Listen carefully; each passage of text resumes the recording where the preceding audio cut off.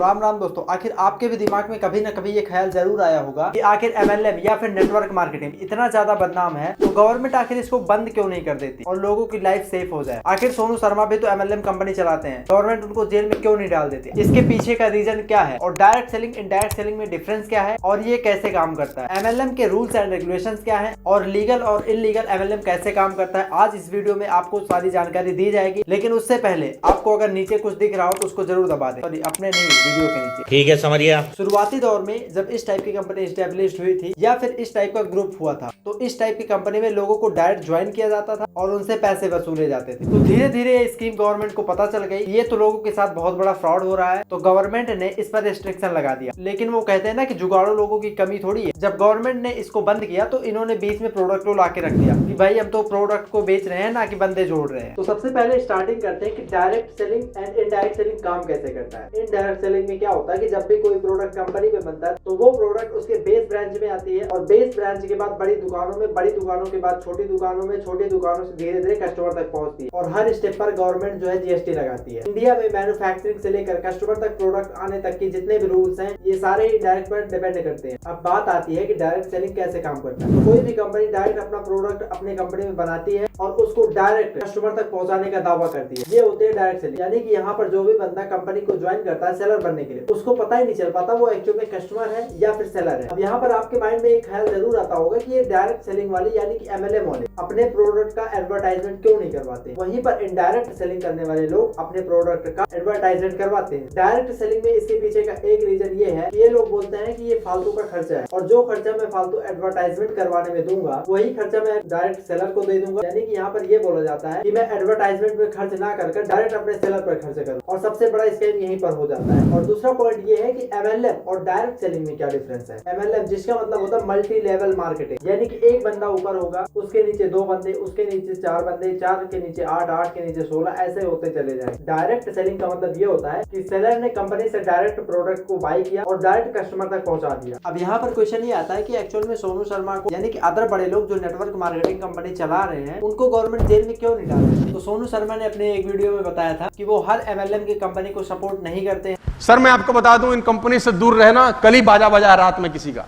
नाम मैं नहीं लेना चाहता क्योंकि मुझे तकलीफ होती है, लोगों का पैसा लगा है, लेकिन लोग खुद जिम्मेदार हैं इस हरकत के, मुझे कोई दया नहीं आती उनके ऊपर। वो बस ऐसी कंपनी को सपोर्ट करते हैं जो डायरेक्ट सेलिंग रूल को फॉलो करे, यानी कि किसी को उस चीज से नुकसान ना हो। अब मैं आपको कुछ ऐसे पॉइंट्स बताऊंगा जिनकी हेल्प से आप पता कर सकोगे कि कौन सी कंपनी लीगल है और कौन सी कंपनी इलीगल है, जिससे आप अपने पैसे को और अपनी लाइफ को भी सेव कर सकते हो। तो सबसे पहला पॉइंट है high quality of product and services. अगर कोई लीगल कंपनी है तो उसका जो भी प्रोडक्ट होगा वो बहुत ही हाई क्वालिटी का होगा और अगर वो सर्विस दे रहा है तो उसकी सर्विस भी बहुत अच्छी होगी। और जो कंपनी लीगल डायरेक्ट सेलिंग कर रही होगी उसका प्रोडक्ट कंपनी से बाहर यानी कि अदर लोग भी यूज कर रहे होंगे, अगर वो कंपनी डायरेक्ट सेलिंग सिर्फ नाम के लिए कर रही है लेकिन पिरामिड स्कीम बना रही तो उसका जो प्रोडक्ट होगा वो बहुत ही लो क्वालिटी का होगा, उसकी सर्विसेज भी बहुत ही लो क्वालिटी की होंगी। यानी कि कंपनी के लोग उस प्रोडक्ट को खुद ही बाई कर रहे हैं, खुद ही यूज कर रहे हैं, खुद ही सेल कर रहे हैं, यानी कि सब कुछ खुद ही कर रहे हैं, बाहर के लोग इसको यूज ही नहीं कर रहे हैं। सेकंड पॉइंट है प्राइस ऑफ प्रोडक्ट, यानी कि अगर आप लीगल डायरेक्ट सेलिंग कंपनी का प्रोडक्ट बाई कर रहे हो तो उस प्रोडक्ट का जो प्राइस होगा वो बहुत ज्यादा हाई नहीं होगा। यानी कि मार्केट में जो भी इनडायरेक्ट सेलिंग प्रोडक्ट वाले प्राइस हैं उनकी प्राइस से ज्यादा 5% या 10% ही हाई होगा, उससे ज्यादा नहीं। जैसे कि फॉर एग्जांपल अगर मार्केट में कोई तेल 100 रुपए का बिक रहा है और अगर आप उस प्रोडक्ट को डायरेक्ट सेलिंग से बाई करोगे तो उस प्रोडक्ट का प्राइस 100 रुपए या 110 या 120 हो सकता है। लेकिन अगर उस प्रोडक्ट की कीमत 100 रुपए से बढ़ाकर 500 रुपए 700 रुपए कर दिया गया तो ये समझ लेना आपको वो प्रोडक्ट नहीं बेच रहे बल्कि वो आपको मेंबरशिप दे रहे हैं। तीसरा है कमीशन बेस्ड ऑन परफॉर्मेंस, यानी कि कोई भी लीगल डायरेक्ट सेलिंग कंपनी आपको ये फोर्स नहीं करेगी कि आप बंदे जोड़ो तब आपको सैलरी मिलेगी या फिर आपको कमीशन मिलेगा। जो लीगल डायरेक्ट सेलिंग कंपनी वो हमेशा आपको अपने प्रोडक्ट बेचने का कुछ कमीशन देगी, आप जितना भी प्रोडक्ट बेचोगे उसका कमीशन आपको मिल जाएगा। चौथा है नेवर क्लेम्स अननेसेसरी अचीवमेंट, यानी कि अगर लीगल डायरेक्ट सेलिंग कंपनी है कभी भी वो आपसे झूठे वादे नहीं करेगी, आपको बड़े बड़े सपने नहीं दिखाएगी कि मैं 2 महीने में BMW दिलवा दूंगा, जैगवार दिलवा दूंगा, ये है वो है, बहुत सारे झूठे वादे। लेकिन अगर वही इलीगल कंपनी है तो बहुत सारे आपसे झूठे वादे करेगी कि मैं आपको विदेशी टूर करवाऊंगा, ये करवाऊंगा, वो करवाऊंगा, भले ही वो आपके ही पैसे से करवाए और चाहे खुद ना किए। तो यहाँ पर 5वां पॉइंट है never force to buy product, यानी कि कोई कोई भी लीगल डायरेक्ट सेलिंग कंपनी आपको फोर्स नहीं करेगी कि आप प्रोडक्ट को बाय ही करो, कि इतना बोरा ले लो, ये जाओ बेचो, ये करो वो करो। ये चीजें सिर्फ इलीगल डायरेक्ट सेलिंग कंपनी करती हैं। लीगल डायरेक्ट सेलिंग कंपनी सिर्फ आपको इतना बोलेंगी कि आप इतना प्रोडक्ट बाय करो जितना कि आप बेच सको, यानी कि वो आपको कभी भी फोर्स नहीं करेंगे कि आप प्रोडक्ट को ही बाय करो। वो आपके ऊपर डिपेंड है कि आप कितना खरीदना चाहते हो। और 6 पॉइंट है कैंसिलेशन एंड रिफंड पॉलिसी। अगर कोई भी लीगल डायरेक्ट सेलिंग कंपनी है, अगर आप उसका प्रोडक्ट बाय किए हो तो वो कैंसिलेशन और रिफंड पॉलिसी जरूर देती है कि अगर आपको प्रोडक्ट अच्छा नहीं लगता तो आप रिफंड कर सकते हो। लेकिन अगर इलीगल कंपनी है वो कभी भी रिफंड पॉलिसी नहीं देगी। और हाँ, इनके प्रोडक्ट महंगे होने का सिर्फ एक ही रीजन होता है कि कंपनी में जितने भी लोग काम कर रहे हैं उनकी सैलरी कहाँ से आएगी, इसी प्रोडक्ट से आएगी। अगर ये प्रोडक्ट का प्राइस नॉर्मल रख देंगे तो कमीशन नहीं मिल पाएगा और इनका प्रॉफिट नहीं होगा, इसलिए इनका प्राइस नॉर्मल प्रोडक्ट प्राइस से हाई होता है। और सातवां और सबसे बड़ा reason, focus on sell product not dreams. अगर कोई भी लीगल डायरेक्ट सेलिंग कंपनी है तो वो हमेशा अपने प्रोडक्ट को सेल करने की बात करेगी, ना कि सपने दिखाने की। अगर लीगल कंपनी है तो इसके कुछ पॉइंट्स हैं, जैसे कि इनका प्रोडक्ट बहुत ही सॉलिड होगा, यानी कि बहुत अच्छा होगा, और इनका प्राइस भी रीजनेबल होगा, यानी कि मार्केट के बराबर ही होगा, या फिर थोड़ा बहुत ऊपर नीचे हो सकता है। और हाँ, कोई भी legal direct selling company joining का फीस नहीं लेती है, और अगर ले रही है तो ये समझ जाइए कि वो फ्रॉड है, ना कि लीगल कंपनी। और इजी रिफंड पॉलिसी भी इनकी होती है, और जो कंपनी लीगल होगी वहां पर इजी रिफंड पॉलिसी जरूर होगी। और यहाँ पर नेटवर्किंग से बहुत ही कम अर्निंग होगी, बल्कि सेल से ज्यादा होगी। अगर आप किसी बंदे को लाते हो वहाँ पर आपको थोड़ा बहुत ही कमीशन दिया जाएगा, लेकिन 100% नहीं। अब बात आती है कि इलीगल कंपनी के टारगेट कौन से लोग होते हैं। तो सबसे पहले टारगेट होते हैं पुअर मिडिल क्लास यूथ, यानी इनके पास पैसे कमाने का जरिया बहुत कम होता है और पैसे भी बहुत कम होते हैं, लेकिन इनके सपने बहुत ही ज्यादा बड़े होते हैं। तो इसलिए ये लोग बहुत ही जल्दी इनके जाल में फंस जाते हैं। और सेकंड है अनएम्प्लॉयमेंट लोग, यानी कि जिसके पास रोजगार नहीं है, ये लोग भी बहुत ही आसान तरीके से इनके जाल में फंस जाते हैं। ये लोग इन लोगों को ही ज्यादातर टारगेट बनाते हैं। और तीसरे आते हैं स्कूल टाइम के स्टूडेंट, यानी कि ऐसे बच्चे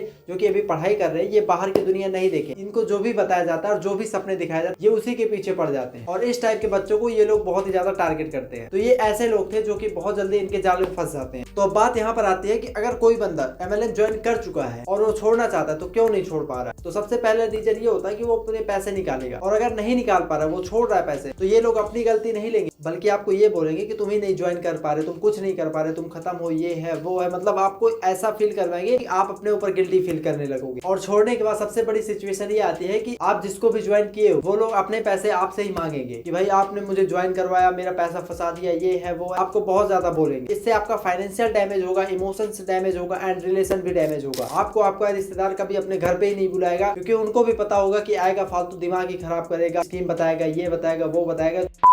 तो अगर आप भी नेटवर्क मार्केटिंग ज्वाइन करने जा रहे हो या फिर डायरेक्ट सेलिंग ज्वाइन करने जा रहे हो, या अगर आप पहले से डायरेक्ट सेलिंग कर रहे हो, तो इन पॉइंट्स को एनालाइज करके आप मुझे कमेंट में ये जरूर बताना आप एक लीगल कंपनी में काम कर रहे हो या फिर इलीगल कंपनी में। और हाँ, मुझे कमेंट में एक चीज और बताना कि आपके आसपास में या आप जिस भी कंपनी को जानते हो, क्या वो लीगल डायरेक्ट सेलिंग कर रही है या फिर इलीगल डायरेक्ट सेलिंग कर रही है। तो मिलते हैं किसी नॉलेजेबल वीडियो के साथ, तब तक के लिए जय हिंद।